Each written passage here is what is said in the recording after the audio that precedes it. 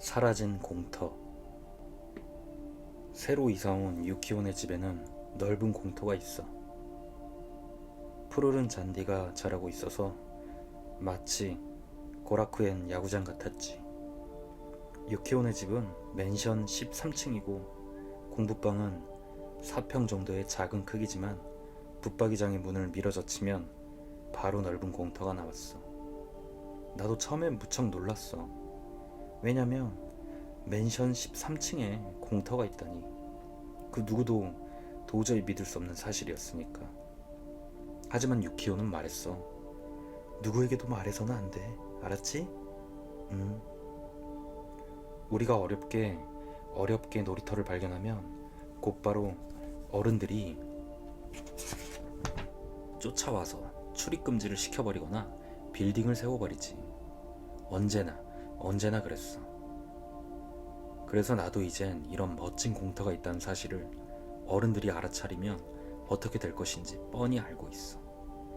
약속해. 누구에게도 말하지 않기로. 동네 아이들은 모두 야구를 할 만한 장소가 없어서 이리저리 헤매고 다니는 형편이었으므로 곧 유키오하고 친해졌어. 학교가 파하면 모두들 서둘러 유키온의 맨션으로 달려갔어. 유키오는 학교에도 가지 않고 언제나 혼자서 우리를 기다렸지. 유키오의 엄마는 언제나 집에 없었어. 걔네 부모는 분명히 맞벌이일 것이고, 그래서 유키오 혼자서 늘 집을 지키고 있다고 생각해. 내가 걱정하는 것은 유키오가 언제나 창백한 얼굴을 하고 있다는 점이야. 마치 종이장처럼 휘청휘청대며 때때로 새빨간 피를 한 움큼 입에서 토해내기도 해. 야구 같은 건 사실 해서는 안 된다고 생각해. 나도 그의 엄마가 이 사실을 알게 되면 분명히 심하게 꾸중하실 거라고 생각하고 있어. 하지만 그 애는 언제나 엄마가 안 계셔서 그런지 우리가 놀러가면 아주 기뻐서 폴짝폴짝 뛰면서 붙박이 문을 열어주지. 지난주 토요일엔 모두 함께 시합을 하기로 약속했었어. 삼각 베이스지만 진짜 방망이로 치는 거니까 굉장하지. 2시 정각에 전원 집합한다는 약속이었어. 나는 첫 등판하는 4번 타자, 등번호는 1번. 내가 가지 않으면 모두들 야구 규칙 같은 건 몰라서 시작을 못하지. 유키오도 규칙을 잘 알긴 하지만 수비도 공격도 엉망이야. 게다가 조금만 달려도 피를 토해내거든. 좋아, 꼭 홈런을 치겠어. 나는 전날 밤 꿈에서 연속 홈런을 날렸지. 마치 이대호 선수처럼 말이야. 그런데 학교를 파하고 돌아오는 길에 그만 개한테 손을 물리고 말았어. 엄마는 어머, 광견병이면 큰일이야 하며 야단이셨지. 2시까지 가야 한다니까요. 우선 의사 선생님께 가야 해. 그래서 억지로 의사 선생님께 끌려가고 말았어. 상처는 조금 더 안 아픈데. 의사 선생님께서는 약을 바르고 붕대를 감은 다음 무지 아픈 주사를 놓았어. 개한테 물린 것보다 더 아픈 것 같아. 야구해도 좋아요? 그래, 열이 안 나면 해도 좋아. 집으로 돌아오니 이미 3시였어. 나는 야구 장갑을 들고는 유키온의 맨션까지 맹렬한 속도로 달렸지. 현관벨을 누르자 유키오의 엄마가 나오셨어. 그러고 보니 나는 그날 유키오 엄마를 처음 보는 거였어. 뭐? 유키오? 네, 야구하기로 약속했어요. 너 어느 집애니? 아줌마는 이상한 얼굴을 했어. 무서운 표정으로 나를 노려보길래 아주 기분 나쁜 아줌마라고 생각했어. 유키오는 여기 없어. 정말이요? 정말이지. 네가 착각한 것 아니니? 문이 쾅 하고 닫혔어. 하지만 처음에 뭐가 뭔지 통 이해할 수가 없었어. 하지만 금방 깨달았지. 분명히 유키오가 야구하는 것을 엄마한테 들켜버린 걸 거야. 더 이상 나쁜 친구들하고 놀지 마 라고 꾸중을 들었을 거고. 그런데 너무나 이상하게도 그날 유키온의 집으로 갔던 아이들이 모두가 돌아오지 않았어. 밤이 으슥해져도 돌아오지 않았어. 우리 집에는 전화벨이 계속 울려댔고 이웃집 아저씨와 아줌마들이 난리법석이 되어 찾았지만 아무도 찾지 못했어. 나는 잠자코 있었지. 공터 이야기는 엄마에게도 말하지 않았어. 왜냐하면 유키오랑 손가락을 걸고 굳게 약속했거든. 어른들이 공터를 발견하면 곧장 빌딩을 세워버릴 테니까. 나는 그 뒤로도 3번이나 유키오네 맨션으로 갔지만 언제나 열쇠가 잠겨있고 아무도 없었어. 4번째 갔을 때 유키오네 엄마가 나왔어. 또 너니? 정말 이상하네. 아줌마네는 유키오라는 아이가 있었지만 말이다. 아주 오래전에 굉장히 아파서 죽었단다. 너처럼 야구를 아주 좋아했었는데. 거짓말이야. 아줌마는 지금 엉터리로 말하는 거야. 돌아가서 맨션 계단을 내려오는데 공 던지는 소리, 방망이 소리. 아, 모두들 유키오 빨리 달려 슬라이딩 하라고 하고 소리 지르고 있었어. 이 맨션 어딘가에 공터가 있어. 모두들 야구를 하고 있어. 자박자박 유키오가 달리는 소리가 들려와. 달릴 때마다 아무도 없는 복도에 똑똑 작은 발자국 소리가 번지고 있어.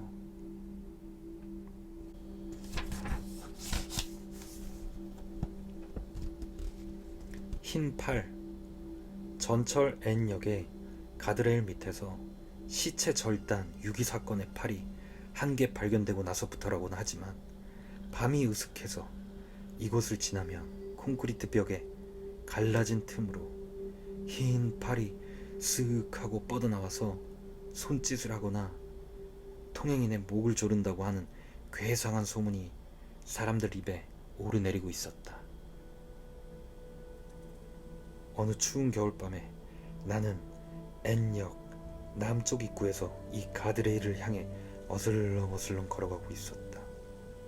갑자기 가로수 그늘 아래 흰 코트를 입은 여자가 나타나더니 가냘픈 목소리로 내게 말을 걸었다. 저기 역 건너편까지 가고 싶은데 가드레일 아래가 너무 무서워서 도무지 혼자서는 지나가질 못하겠어요. 죄송합니다만 저랑 같이 가주지 않겠어요? 아, 예. 기꺼이 같이 가드리죠. 가드레일 아래에 어둠이 점점 가까워짐에 따라 여인의 무릎이 부들부들 떨렸다. 입술도 새파랗게 질렸다. 암흑으로 들어선 순간 여자는 더 이상 참을 수 없다는 듯 내 왼팔에 매달려서는 눈을 질끈 감았다. 우리 오른쪽으로는 콘크리트 벽이 길게 그리고 거무튀튀하게 이어지고 있었다. 굵직한 균열이 여기저기 나 있었고 그 깊은 틈 사이로 당장이라도 흰팔이 쓱 하고 소리 없이 뻗어나올 것만 같았다. 여자와 나는 1걸음, 2걸음, 3걸음, 10걸음, 11걸음 조금씩 발을 내디디며 나아갔다. 마치 유령의 눈을 속이며 걷는 것처럼. 차가운 바람이 휙 목덜미를 핫으며 지나갔다. 기분 나쁜 냄새가 확 코를 찔렀다. 그러나 어디에서도 흰팔은 나타나지 않았다.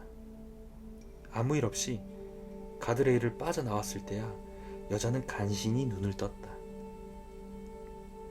그리고 처음으로 자신이 몸통이 없는 왼팔을 꽉 끌어안고 있다는 사실을 깨달았다. 여자가 비명을 지르는 순간 갑자기 팔도 사라졌다. 나의 몸은 어디에 있는 걸까? 내 팔은 이렇게 해서 지금도 허공을 헤매고 있는데.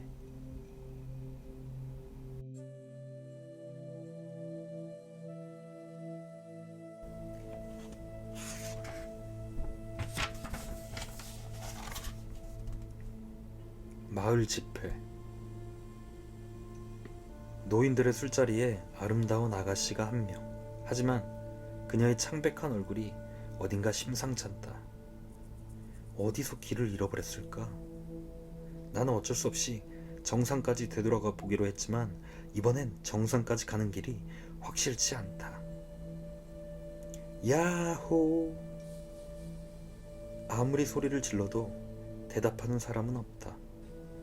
조금 전까지 석양을 받아 반짝반짝 빛나고 있던 경사면도 지금은 살풍경한 하얀 피부로 바뀌어 있다. 시시각각 밤이 쫓아왔고 추위가 점점 더 심해지는 것 같다. 자, 당황할 이유가 하나도 없다. 서쪽으로 향해 계속 내려가다 보면 상기슭에 마을에 도착할 테니까. 나는 용기를 돋우듯 혼잣말을 하면서 스톡을 꽉 움켜쥐었다. 이날 나는 여러 명의 친구들과 함께 산악 스키를 즐겼다. 산 정상에서 한숨 돌린 다음에 일행은 귀로에 나섰으나 나는 곧 산 정상에다 카메라를 두고 온 사실을 깨달았다. 잠깐만, 내 카메라를 잊었어. 금방 찾아가지고 올게. 자, 그럼 우린 여기서 기다리고 있을게. 왕복 20분도 안 걸릴 거야. 금방 쫓아갈 테니까 천천히 내려가고 있어. 이렇게 말하고 정상을 향해 갔지만 도중에 운 나쁘게도 신발끈이 풀어졌다. 추위로 곱은 손으로 신발끈을 묶고 있는 사이에 의외로 시간이 걸려서 서둘러 급히 되돌아갔지만 친구들의 모습을 찾을 수가 없었다. 나는 혼자서 산을 내려오기로 했다. 30분 정도 스키를 타고 내려오니 이미 해는 지고 뒤쫓아오는 밤이 어둑어둑하게 주위의 하늘을 지배하기 시작했다. 그 검은 밤의 바닥을 설원이 차갑게 뒤덮고 있었다. 다행스럽게도 하늘은 유난히도 맑게 활짝 개어 있었고 별이 예리한 빛을 발하고 있었다. 나는 별을 의지 삼아 서쪽으로 산을 내려갔다. 저건 뭐지? 나는 갑자기 나타난 전경에 눈을 크게 떴다. 100m 정도 앞에 움푹 패인 땅에 몇 사람이 꿈틀거리고 있었다. 나는 진로를 약간 바꿔서 황급히 다가갔다. 그것은 마을 노인들의 술잔치인 것 같았다. 노인들은 설원 위에 둥그렇게 둘러앉아 술을 따라 마시면 무슨 얘긴지 작은 소리로 소곤대고 있었다. 죄송합니다. 길을 잃어버려서. K시까지는 아직 멀었습니까? 그곳은 멀지. 자, 술 한잔 마시고 나서 출발하지. 그러나 기다리고 있을 친구들 생각에 그다지 내키지는 않았지만 그래도 노인들이 권하니 딱 한 잔만 마시기로 했다. 술을 마시면서 자세히 둘러보니 죄다 노인들이었고 그들은 입을 꾹 다문 채 술을 홀짝거리고 있었다. 아주 음산한 향연이었다. 그것도 이 추운 하늘 아래서. 어르신들의 마을은 이 근처입니까? 바로 건너편이지. 춥지 않으세요? 이젠 익숙하다네. 문득 그때서야 주의가 미쳤는데 노인들 가운데 젊은 아가씨가 혼자 앉아 있었다. 나와 눈이 마주치자 아가씨는 부끄러운 듯이 눈을 내리깔았다. 치요코, 손님에게 술을 따라 드려라. 때론 젊은 애들이 그립겠지? 치요코라고 불린 그 아가씨는 조금 망설였지만 주위 어른들에게 떠밀려 내 옆으로 가까이 다가왔다. 요즘 같은 세상에 이런 깊은 산속 마을에는 당연히 노인들만 남아있고 젊은이들은 아무도 없을 텐데 치요코라는 아가씨는 무슨 사정이 있어서 이 마을에 남아있는 것일까? 치요코는 아름다웠지만 얼굴의 창백함이 심각할 정도였다. 춥지 않아요? 예, 늘 이러니까요. 매일 밤 이곳에서 술을 마시나요? 예, 날이 밝을 때까지요. 나는 다시 한번 주위를 둘러보았다. 하얀 눈 속에서 십수개의 그림자가 가만히 웅크리고 있었다. 이렇게 눈이 많은 마을에서 혼자 외로이 노인들과 살고 있는 이 아가씨가 가엾게 여겨져서 견딜 수가 없었다. 아가씨는 이 마을을 떠날 생각이 없나요? 어쩔 수가 없어요. 어째서? 치요코는 대답을 하지 않고 살짝 몸을 내게로 기대었다. 치요코의 눈은 외로운 듯이 무언가 호소하는 듯이 나를 응시하고 있었다. 어째서 마을을 떠나지 않죠? 이 눈 때문이죠. 이젠 너무나 무거워서. 무거워요? 그래요. 치요코는 살그머니 소리 없이 웃는 것처럼 보였다. 어이, 야호, 이치무라. 멀리서 친구들의 음성이 들렸다. 뒤돌아보니 멀리 서로원 위로 점점 이 검은 그림자가 보였다. 내가 큰 소리로 대답하고 나서 다시 고개를 돌리자 조금 전까지 웅크리고 앉아있던 노인들의 모습이 거짓말처럼 사라지고 없었다. 나는 무엇인가 머리를 강타하는 듯한 극심한 충동에 휩싸여 치요코의 몸을 붙잡으려고 했다. 그런데 그녀를 안아 일으키려고 하자 흰 몸이 하늘하늘 무너지면서 손 안을 빠져나가서 그대로 발 밑에 눈 속으로 흩날려왔다. 망연자실해져서 눈을 크게 뜨고 바라보니 그곳에는 이미 눈밖에 없었다. 무한의 백색만이 이어지고 있었다. 친구들이 가까이 다가왔다. 마을 사람인 듯 모르는 얼굴도 보였다. 휴, 한참 찾아다녔다고. 미안해. 길을 잃어버려서. 그런데 이곳은 대체 어디지? 함께 찾으러 나선 마을 사람이 눈 위로 우뚝 솟아난 커다란 삼나무를 가리키며 말했다. 이 밑이 바로 이 마을 공동묘지이지요. 나의 내리에 휙 하고 비석들처럼 웅크리고 앉아있던 노인들의 모습이 떠올랐다. 혹시 젊은 아가씨가 저곳에 묻히지 않았습니까? 마을 사람이 대답했다. 아, 예, 아마도 치요코라는 아이였지요. 치요코의 창백한 얼굴이 하얀 허공으로 생생하게 떠올랐다.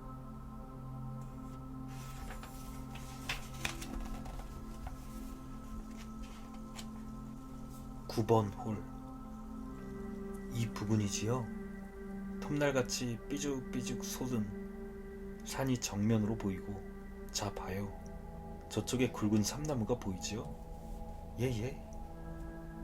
검은 구름이 잔뜩 찌푸린 채 낮게 드리워져 있고 차가운 가을비가 소리도 없이 주변을 적시고 있었다. 아직 오후 3시밖에 안 되었는데 완전히 어두침침해져서 계속 이런 상태라면 더 이상 골프를 칠 수가 없을 것 같다. 나는 이 9번 홀을 마지막으로 치고 나서 오늘의 골프는 그만하기로 마음먹었다. 비가 거세질 것 같은 골프장에는 사람 그림자 하나 없다. 우리는 카트를 밀면서 페어웨이를 밟고 나아갔다. 불가사의하게도 내 파트너는 거의 발소리를 내지 않고 걷는다. 저 선생님은 이곳 회원권을 가지고 계신가요? 그 남자가 내게 물었다. 예? 아, 가지고 있습니다. 빨리 팔아 치우는 쪽이 좋을걸요? 어째섭니까? 조만간 이상한 소문이 날 테니까요. 바로 일주일 전의 일이었다.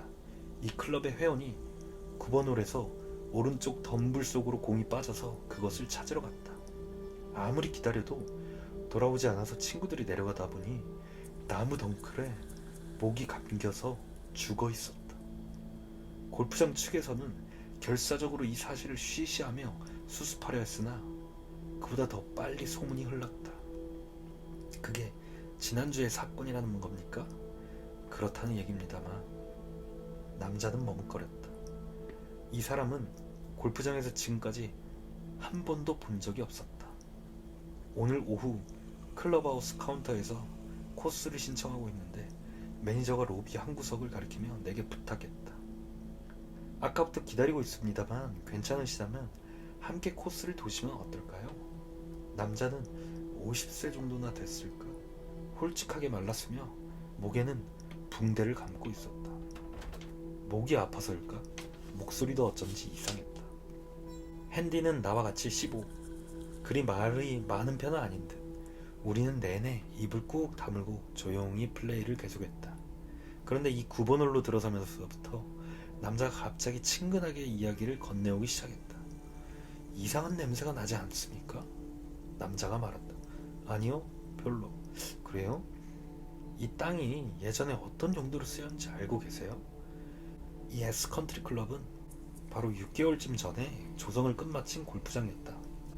가격도 적당했으므로 나는 그토록 영원하던 회원권을 막 손에 넣은 참이었다. 단순한 그냥 살림이 아니었을까요? 그 전에 말입니다. 글쎄요, 모릅니다. 1943년경 제가 아직 갓난애였을 때로군요. 그렇겠죠. 이쯤 이 산 중턱에 커다란 구멍을 파서 육군의 비밀 군수 공장을 만들려는 계획이 추진되고 있었지요. 그랬습니까? 중국 대륙에서 끌고 온 중국인 포로를 이용해서지요. 식량은 제대로 배급하지도 않았고 잠잘 시간도 없이 노동을 시켰으니 반항하는 자가 있으면 가차없이 목을 쳐버렸습니다. 이 부근에 비탈진 길을 셀 수 없이 많은 잘린 목들이 대굴대굴 흙투성이가 되어 굴러가고 있었습니다. 그러는 동안 계획이 변경되자 군은 살아남은 포로들을 모두 죽여서 없애버렸습니다. 잔혹한 이야기지요. 가만히 눈을 감으면 지금도 시체로 뒤덮인 산과 그 산 앞에서 목을 치는 남자의 모습이 눈에 선하게 떠오릅니다. 기분 나쁜 이야기였다. 이렇게 사람 그림자 하나 없는 들판에서 들어서 좋을 이야기는 아니었다. 이 남자는 그 당시에 군인이었단 말인가? 그것이 바로 이 부근입니다. 이 그린 근처. 삐죽삐죽 솟은 산도 굵은 삼나무도 정확히 기억하고 있습니다. 남자는 커다란 우산 밑에 있었다. 나는 퍼팅을 했고 공이 컵 안으로 들어갔다. 그럼 그 당시 선생님은 육군에 근무하고 계셨습니까? 아니요. 저는 살해하는 쪽이 아니었습니다. 나는 그때서야 비로소 남자의 발음에 어딘가 외국인 특유의 발음이 남아있다는 것 사실을 깨달았다. 내가 컵 안에 공을 잡으라고 허리를 구부렸을 때 우산이 기울어지면서 남자의 옆 얼굴이 보였다. 부릅뜬 두 눈, 고통으로 일그러진 입술, 목에 붕대는 검붉은 피로 흠뻑 젖어 있었다. 어제 죽었던 남자는 전직 군인이었다고 하더군요. 남자는 이렇게 말하고 우산으로 얼굴을 가리고는 걸어가기 시작했다. 그 우산에 어느 틈엔가 검붉은 색의 피가 쫙 번져서 우산살을 타고 비가 뚝뚝 그린 위로 방울방울 떨어지고 있었다. 나는 내 눈을 의심했다. 그리고 컵 속에 공을 잡고는 사라져가는 남자를 쫓으려고 했다. 그러나 그때 더욱 기분 나쁜, 더욱 믿을 수 없는 일이 내 발밑에서 일어났다. 컵 안에서 누군가의 손이, 차갑고 희미한 손이 분명히 내 손을 잡고서 끌어당겼다.